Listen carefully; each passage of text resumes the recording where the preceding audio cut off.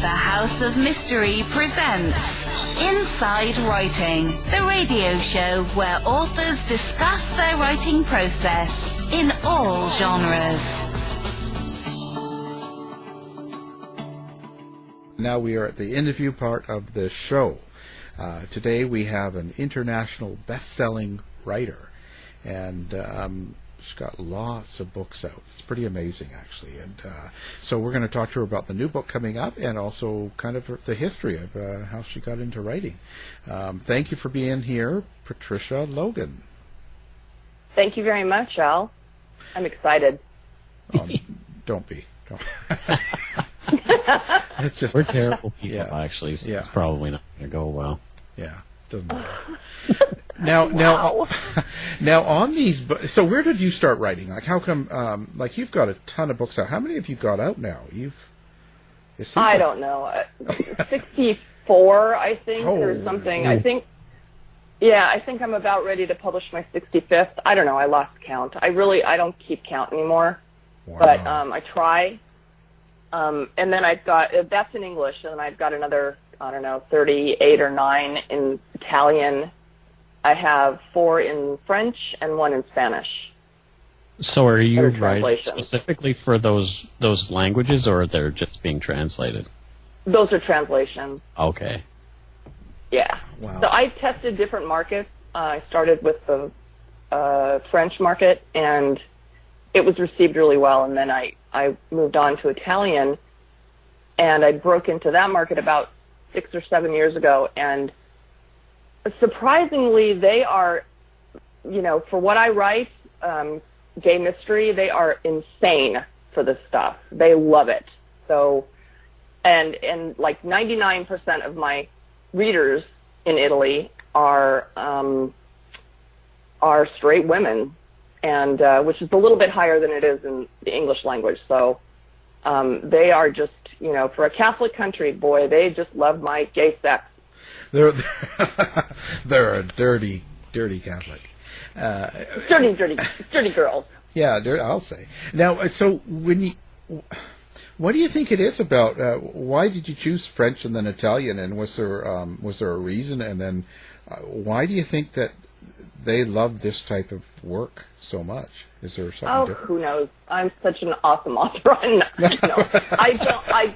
I don't know. I mean, the first books that I published in those languages were BDSM, and in the same genre, the male genre, and they just love them. And we all have our kinky side. So I published a series that was really popular over here that I had released starting 8 years ago, and the first series that I released over there was in Italy was a serial. So it was actually 7 books that were like a continuation of the others. There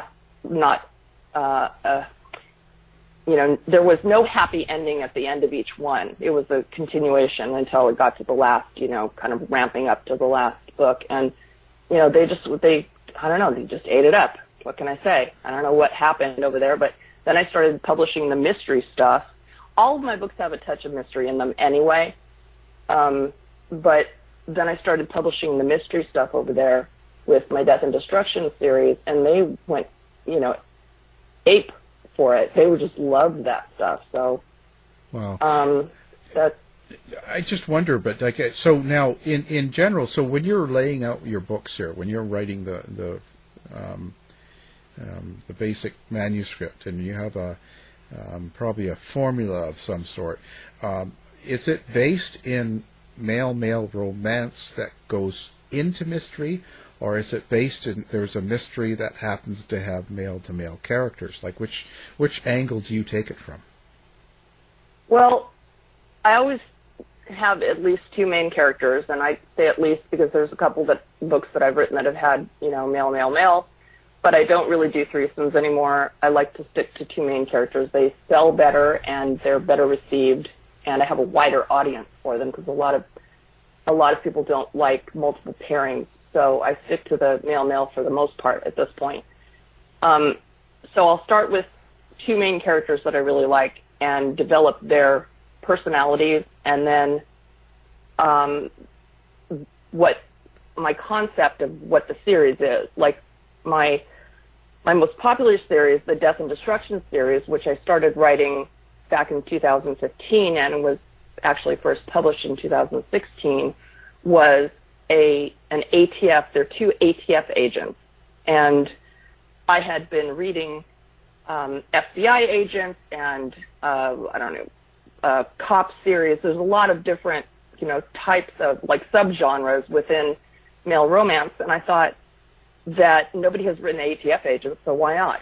Plus when I did some research on them, I found out that there's a lot of stuff that you can do with ATF agents. That particular agency covers a lot of things that you wouldn't expect it to cover, like fireworks, mining explosions, nerve gas, obviously weapons, tobacco, and bombs. I mean, there's a lot of excitement that you can get from the ATF, so I thought, why not write a series like that? So the romance develops over time, but when I actually conceptualize what the series is going to be, I concentrate on individual cases, one of which is solved in each book as they go along with the same two characters, and then a cast of characters that kind of is added along the way. So my guys, my law enforcement agents, they work with other agencies. So I've brought in the FBI, the LAPD, the CIA. I mean, there's a whole bunch of agencies that are all working together, unlike reality where nobody talks to anybody. So, that's how it kind of comes together. So when you do that, but I wonder, your characters, do you have a place that you draw from? Like, do you know these people in real life and you kind of build off of that? Or is it someone you've run across at a coffee shop, or you've seen them in a store? Or is it, like, where do you draw to create a character? Well, okay, I'm an avid mystery watcher. I watch mysteries. I watch action programs. I watch, films like, Die Hard, and I've got guys like Bruce Willis jumping off of buildings, and my guys jump off of buildings, and then I've got, car chases and explosions and all this stuff going on. So my books read like a film would if you were watching them. So they're all packed full of action, and meanwhile these guys are trying to solve, a case to get to the end of the case and wrap it all up. There's always really evil bad guys, and there's kind of mediocre bad guys, and then there's always twists and turns, because I like to take my readers on this kind of journey through, my books, like a film reel, I guess, is the best way to describe it. And I forgot your question. What was it? Well, where do you get your characters from? Like, we've talked to different authors, and you have J.D. Horn, and he said if he hates you, he puts you in his book and he kills you. I've got those. Yeah. So what's your general? Like I said, where do you get your characters from? People you know, people you run across. They're a composite of a bunch of different action heroes that I've watched on television or read in books, and then thrown in with my real life experiences and things that I've actually lived. And I write like my most comical scenes, because there's always comedy in my books. My most comical scenes come from real life because they're just stupid and they just happen, But it's either something that's happened to me, my kids, my husband, or somebody that I know. And I'll actually put my characters in that situation, and I'll write, that. But my characters themselves are a composite of, people that I have watched on television or seen or read in a book or, what have you. In my latest book, one of my characters picks up a Nancy Drew mystery that he finds in an apartment where he's, been kidnapped, and he's sitting. And I read Nancy Drew mysteries when I was a kid. So stuff like that from my real life comes into the whole book. And that particular scene is going to figure into this entire series. It'll be carried throughout this entire series. Well, that's pretty. It's pretty interesting. So, how do you develop the characters? Like when you have a series of books like that, and you have a character that's in it in 3 or 4 books. How do you build off of that? Like, how do you know what direction to take them in and what kind of person they're going to be? Does that happen naturally, or that's just kind of, that's the most interesting to me. I'm a true crime writer, so I can't choose that about my characters. They are who they are, and I've just got to put that out there. But you actually will decide what they're going to do and where they're going to do it and stuff like that. So you've got to develop a lot of character and personality to that person. Does that make sense? So I was just wondering, like, what makes you? How do you arrive at that? I think when I'm reading a book, I want to delve deep into somebody's soul. So when I write a character, for example, Damon Thorne, who's my main character, who is a former CIA operative, in my latest book, Clean Up on Aisle 9, he has a very dark past. Obviously, he was a CIA operative, and he's lived in some pretty war-torn regions, and he's seen some pretty dark stuff. And so when I write his character, I'm coming from his point of view. Then his foil, the other main character in the book, is Jude Chenoweth, and he's the very spoiled, very rich kid who's the son of a United States California senator from California, and his father is a very homophobic Republican, and so Jude is breaking all the rules. He's going out there and embarrassing his father, and he's on the gay scene, and he's doing whatever he can to get into the papers and to be just a jerk because he really doesn't agree with his father's politics. So by putting two opposites together, that kind of creates this amazing chemistry. And so that automatically is fireworks right there. Do you find that, like, so some of the gay crime mystery writers we've interviewed and gay male romance and stuff like that, or the dramas and stuff, some people put sex in their books, some don't. How do you feel about that, and where do you draw the line? Okay. I think because I've been doing this a while, I have probably written my fair share of sex scenes that are pretty graphic. And when I was writing the BDSM stuff, obviously had no choice but to be labeled an erotic romance, quote unquote, because that's what it was. But there's always a story there anyway. It's not just sex. But I kind of got labeled as that for a while. I mean, I really was known for writing BDSM books for a long time. I had written like 15 of them in a row, and I was like, I am so burnt out on this. I cannot find one more way to spank these guys, one more bench to bend them over. I don't want to whip them anymore. I'm just tired of hurting these guys. So I decided that I was going to really concentrate more on the mystery side of it. And so then my books got longer, 100,000 words, 400 pages if you're reading it in a paperback, and so that I had time to develop the mystery. And when you're doing that, you don't come to a sex scene until maybe halfway through the book or 3/4 of the way through the book, and even then there are much less of them. So in a long book like that, in a novel length book like that, you might find 3 or 4 sex scenes at most, and a lot of them are just very romantic. A lot of them are on the page sex, and a lot of them are off the page sex. But so I found that as I've grown as an author, that I like to concentrate much more on the plot, much more on the story, much more on solving the mystery, much more on solving the case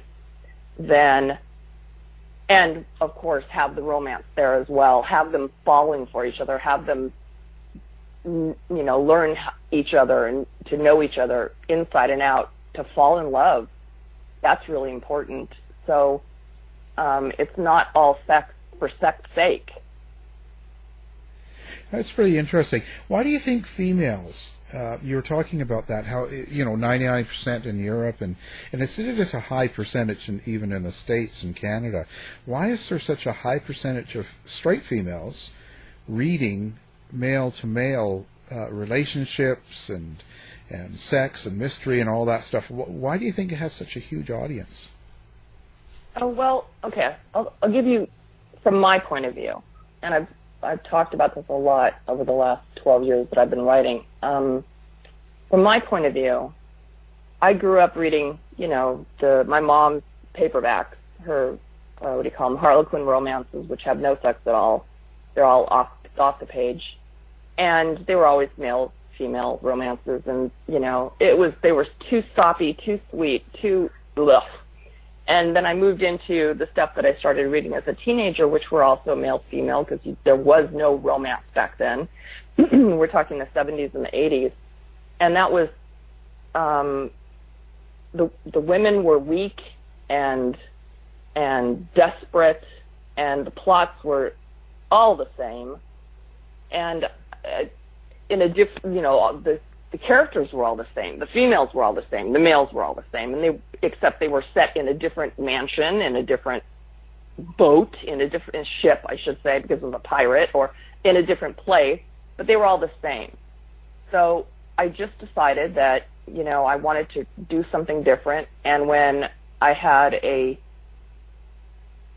when the market had this downturn, I kind of started looking at, what was out there to read, and I started realizing that there's this whole new genre that I hadn't seen before, and I realized that the people reading it were women, and the people writing it were women for the most part. And I thought, why is that?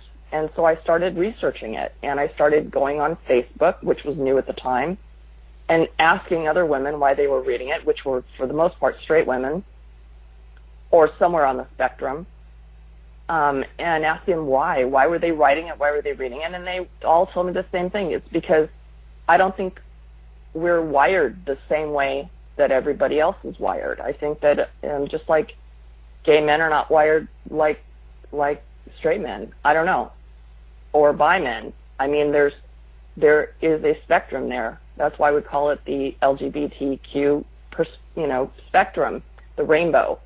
We are all different. So when I started discovering that, and I started finding like-minded people, and then all of a sudden, in between about 2000 to about, 2015, the genre just exploded. And we went from having maybe 30 writers that wrote it, most of them female, to, maybe, God knows, 1,000 now that write it. And, the majority that write it are female, and the consumers of it are female. So, I don't know. I don't know what it is. It's the way we're wired or something. When speaking to some of the other authors, some people have said to me that what it is females, they enjoy more romance and more intimacy in a different way than males do. Males tend to be just, wham and get it off, and with the male, they get to see an intimacy from males that they don't normally see in a straight romance. Now, I don't know if that's true, but I've heard that a few times now. It is true, and first of all, straight women are the biggest consumers of romance anywhere in the world, and so naturally, if you're writing romance, that's what you're going to find. But I've got a lot of male author friends who write gay romance, and they're amazing. And the stuff they write is sometimes so romantic it just makes your teeth hurt. I mean, they could be sweeter and more loving and more amazing and precious than some female writers. but I don't know. I mean, I can't explain it, but the intimacy is a big part of it, and the romance, because, what can I say? We're just romance consumers. That's what we read, and that's what we write. Now, there's also, I get this from people as well, and I hear this in the community, there's some sort of backlash for females writing male-male romance and stuff. Has that affected you at all? I think it's not there as much as it used to be. It's kind of old news at this point, but I've been around a while. I was first published 10 years ago, so that was a discussion that continued on for several years when I was doing this in the early years. And it's just not, I don't think that as much of a conversation as it used to be.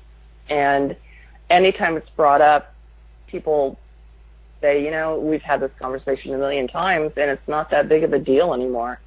I think that perhaps gay men writing in this genre, I don't know. I don't know what the reason was, but I don't want to touch that one. I don't know what it is. I think that there's a place for everyone in this genre, and I hope that both men and women are going to be treated equally and fairly in by our consumers, by our readers. So who are some of your I don't know, what do you want to call it? Who do you like to read, and who has an influence on your writing these days? Yeah. I'm actually reading one of the only sci-fi male books that I've read in a long time, and it's amazing. It was written by an author called Lynn Gala, Gala, and I don't know whether Lynn is a male or female. I'm sorry, I don't. But it's called Earth Fathers Are Weird, and it's absolutely hilarious. It's got tentacle sex, and it's just charming. I love Lily Morton. She is a British author who writes the most amazing, romantic, angsty, just purely romance stories that are just amazing. The emotions, every time I read one of her books or listen to one of her books, I end up bawling. But she writes, her stuff is just, it's amazing. Another one of my friends who writes Hawaiian mysteries is A.J. Llewellyn. She lives here close to me in Los Angeles, and she is a good friend of mine, and she writes the most amazing mysteries. You should really talk to her, have her on your show. She writes fantastic mysteries. She's got, I think, over 300 books published. Another author who I love, who was one of my very first authors that I ever read in the genre, is G.A. Hauser, who's also a good friend. She lives up north in California, and she writes everything. She's got, I don't know, close to 200 books published, and she has written in every single genre you can imagine, subgenre, I should say. She's written cops and cowboys and shifters and vampires and whatever. You name it, she's written it. She's just incredibly influential. I love her writing. And again, she's one of these people that is like me. She writes romance. She writes great sex, but she writes incredible romance. And I love the genre. So I read a lot. I listen a lot.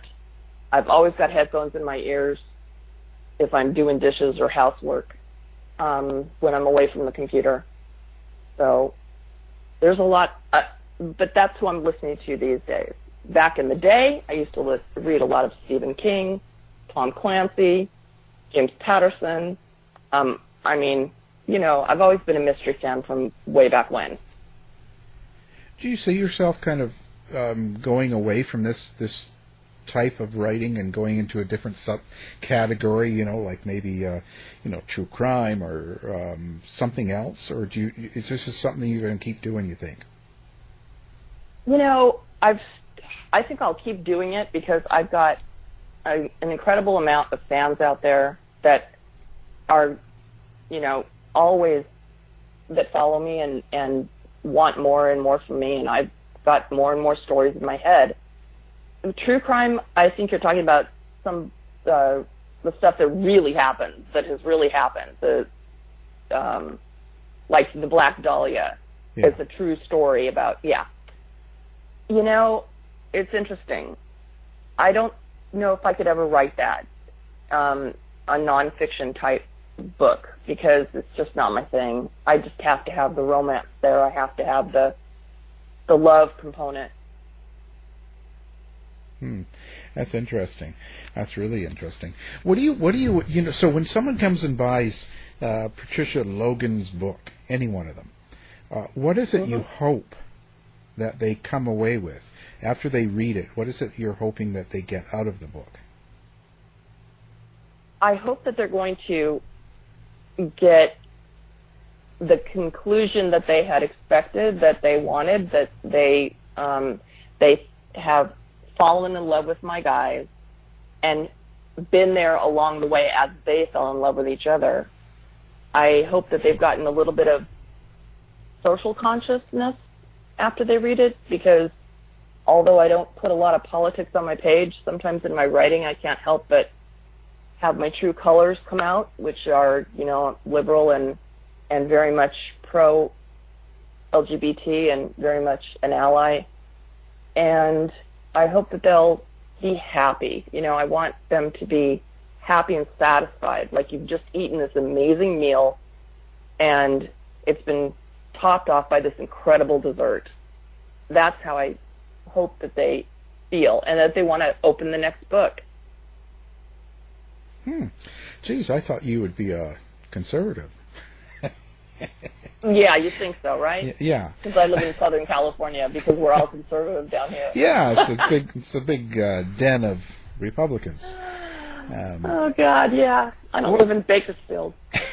I was going to say, so how does something like that affect you? Like nowadays, like in today's time. So you're writing a book right now, and so when things like COVID-19 are out there, and things like the Black Lives Matters and Me Too, and you got all the protesting and the fighting, and you got all the people, I'm not wearing masks, and you get all this stuff going on.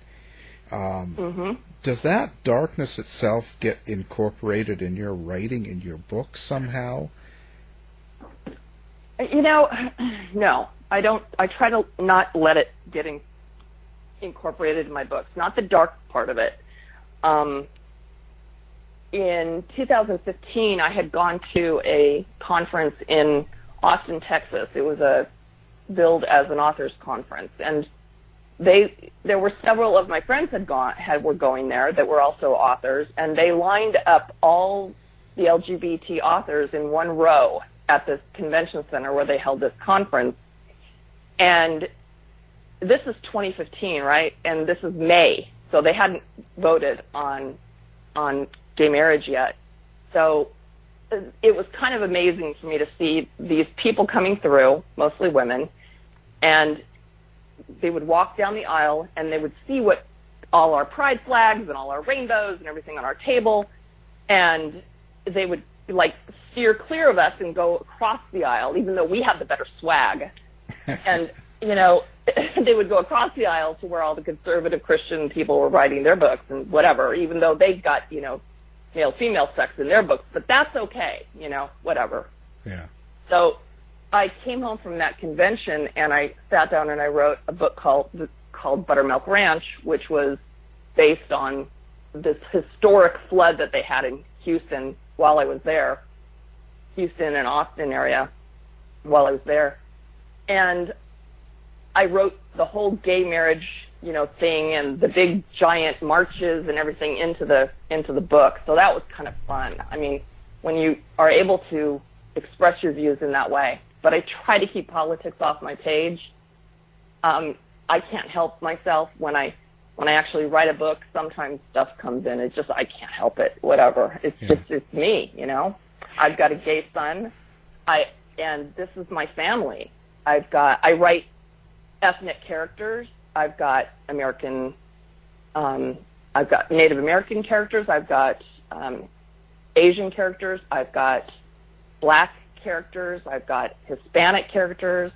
I mean, you name it, I have written characters. One of my favorite characters that has been in probably 20 of my books is a Black man who is an FBI agent. He's just amazing. Everybody loves him. So even in my FBI warning at the beginning of the book, which is this little blurb that I put about piracy, I put, that if you pirate this book, Lincoln Snow will hunt you down, Yeah. Do you have a story about a Canadian? I was just going to ask. I actually don't have any Canadians. Oh, how could you miss that? I'm just okay. Well, next book, I'll bring one in. Yeah, give Mike a call. He's a character. I'll do that. Yeah, there you go. Well, that's pretty interesting. So now, how much do you focus on the sex in the books? Like, is it an important part of the book, and is it a lot? And where do you get your ideas for that, being that you're not a male? Well, okay, first of all, I'll unpack that. Yeah. The first part of that question, the first part of that question is there's not a lot in the current book. Anything that I've written, the last 16 books that I've written since 2016 have had between 3 and 4 sex scenes in them, maybe 5 because I had a wedding book in there. And then, some sex scenes are quick and some sex scenes are, pages and pages and pages. It just depends on what it is. But like I said, I like to focus more on the story, more on the plot. Where do I get it from? Let's see. Pornhub and Corbin Fisher is a great one. I get it from I'm a very visual person, and I have a great imagination. And I read. Like I said, I read and I listen, and hell, I've got a lot of gay friends. And trust me, they are not shy about talking about their boyfriends. So, yeah. Oh, geez, I thought they would all be shy. Yeah, right. So tell us about your new book. Okay, so now your book, Clean Up on Aisle 9. Now, first of all, it's a clever name. Where did it come from, the title, and what's the basic premise of the book? Okay, actually, you've heard of Breaking Bad, and there's this character, Mike, who is he's basically the cleaner. He's the fixer. He's the ex-cop who works for a drug dealer, and he basically is an assassin and a real bad guy. Right. Mike Ehrmantraut is my favorite character. Yeah. Yeah. So I loved him so much in that series, and then also Better Call Saul, the spinoff from that series. So I thought, I want to write this guy. I really want to write him so bad. So I thought, I'll write a cleaner. And then I was sitting outside having a cigarette one day, and I'm going, let's see, clean up. Oh, well, clean up on aisle 9. Well, nope. I got to do clean up on aisle 9. How perfect is that? This is my cleaner. So basically the story is about a guy who is a fixer. He's a cleaner. He cleans up other people's messes, and he's a former CIA agent, operative, and he has his own life is a mess. He's bisexual. I don't want to give too much away, but his family is no longer with him. And now he's been basically celibate for 5 years, and all of a sudden he takes a job. He's not working for the CIA anymore, but he's working as a cleaner, a fixer. And he doesn't take jobs where anybody has to be assassinated, but he does everything short of that. So he takes a kidnapping job, and that's how he meets our other main character, Jude Chenoweth. So wow. That's where that came from. Do you speak to a lot of cops and people to kind of get a rundown on how they interact or how they do investigations and stuff? Like where does that come from? Like do you know any FBI people or? Just well, wondering. Actually, there's a couple of organizations here in LA, and I know that there are chapters all across the country. The Mystery Writers of America, and there's one down here in LA called the Sisters in Crime, and they have conferences where they'll bring in an FBI agent and who will speak and allow you to answer questions or ask questions, and they'll answer them, and that way you get a lot of criminal procedure, and it's actually straight from the horse's mouth, so that's interesting. I also do a lot of research before I start a book, anything from Wikipedia to every article I can possibly read to unwikify my brain after I've, gone down that rabbit hole for a couple of days. I had, in my Death and Destruction series, which is my ATF series, I decided that book 2 was going to be a book about fireworks. I don't know why I decided that, but whatever. I thought, who's written a book about fireworks? Well, I guess I would. I should, because I'm an idiot. So I thought, how am I going to research this stuff? So I just got online and I started looking for organizations that handle fireworks. There has to be somebody, right? Well, they're all back east in the deep south. And so I finally got a guy from Norfolk, Virginia, who would talk to me about fireworks. And I sat down and talked with him and took copious notes for like 3 hours about, what would cause a firework accident, how are fireworks, set up, what if you were to have a fireworks accident, what would happen if somebody, broke into a fireworks display and decided to, set off rockets and shoot them into a crowd. What would happen? I mean, how would that happen? What could go wrong? And so this guy sat down, he talked about everything from the placards, the trucks have to carry to the, all the government inspections and all this stuff. He was awesome. And he goes, at the end of it, he says, I said, can I send you what I've written, just this couple pages about this particular procedure so you can tell me if it's right? And he said, sure, no problem, Mass. I'll do that, no problem. So I sent it off to him, and I didn't hear back from him, and I didn't hear back from him, and I kept emailing him, and I never heard from him, and I thought, wow, this guy was like so nice to me for like 2 hours on the phone. So I pulled up the email that I sent him, and I realized that I had sent him not only that scene, but the scene before it, which was a full-on sex scene, all out there, the guys bumping uglies, the whole 9 yards. And I thought, no wonder this guy's not calling me back. I mean, oh my God, I'm an idiot. Well, there you go. So now, do you have a website for people to come find you at if they want to find your books and find out about you? I have a website. It's not updated. The best way to find me is probably on Amazon. And if they just type in Patricia Logan, it has all of my books in there, all the descriptions. At the end of each book, I put a list of all my books and what order they should be read in, because in some cases, like with, for example, the Death and Destruction series, the ATF series, that's got 9 books, so it'll have an an that they should be read in, because it's the same 2 main characters that go throughout the books, and it's a continuation.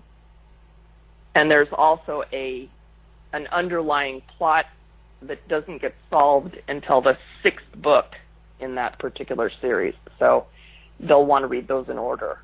But yeah, Amazon honestly is the best place to find me. I'm also on Goodreads, obviously, and or they can just find me on authorpatricialogan.com. But like I said, I haven't updated it for about 3 months. Okay.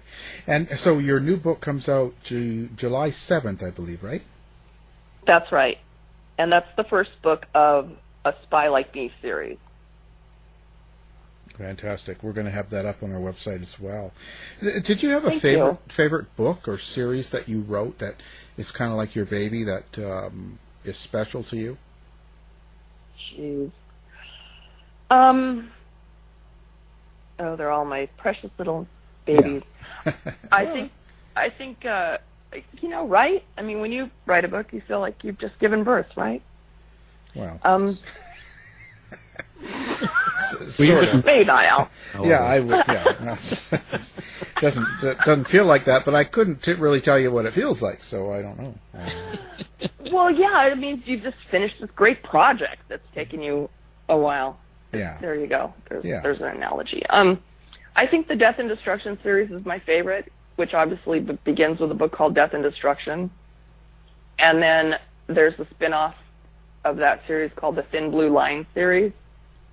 And then there's a spin-off of the spin-off called the WITSEC series, WITSEC, which is, the Witness Protection Program. So, well, I was just like, if someone was to say, which book should I read by Patricia Logan? Like, if someone was to ask you that question, which book should I get first? Out of all the books you have, which one would you send them to? I would send them to Death and Destruction if they weren't reading my new one, if they didn't want to read the new one. Only because it has a lot of moving parts, and all of my books do, but there's a lot of characters in those books that kind of build on each other, and they're so much fun. They're so action-packed. The mysteries are all fun. My guys are hilarious. Yeah. So I'd start them off with the Death and Destruction series. Oh, and we like moving parts, so that's that's right. Well, this is great. I appreciate you being here, and it's been a very interesting conversation, and thank you. Hopefully people enjoy it. Again, our interview has been with best-selling author Patricia Logan. Thank you. Thank you so much. It was great talking to you. Thanks, Patricia. To find out more about our show, guests, or to listen to past shows from our archive, please go to www.houseofmysteryradio.com. The mission has been completed. The end! By George, he's got it! It is the end! I'll see you. If you're lying to me, I'll be back. This has been a production of Something Weird Media.